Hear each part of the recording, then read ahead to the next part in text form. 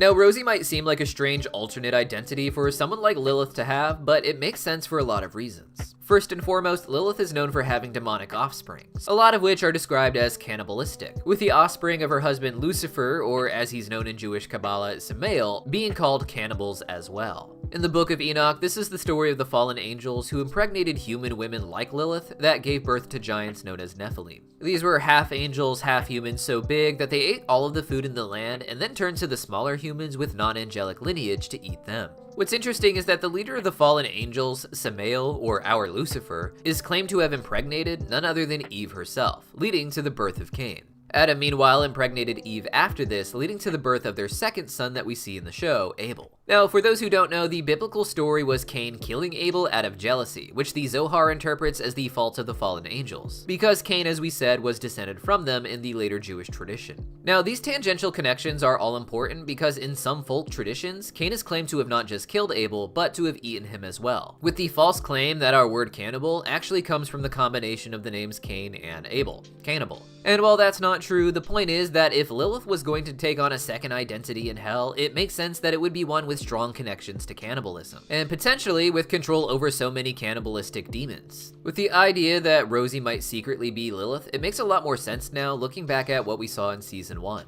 While Charlie did have to do a bit of her own singing in order to convince the cannibals, Rosie basically expected Charlie to be able to do this no problem. We know a large majority of the cannibals have some sort of debt to Rosie or see her as a leader, and it would make sense that she would have basically prepped them to be ready for this kind of battle, as soon as all of her pieces were in the right place, such as with Charlie.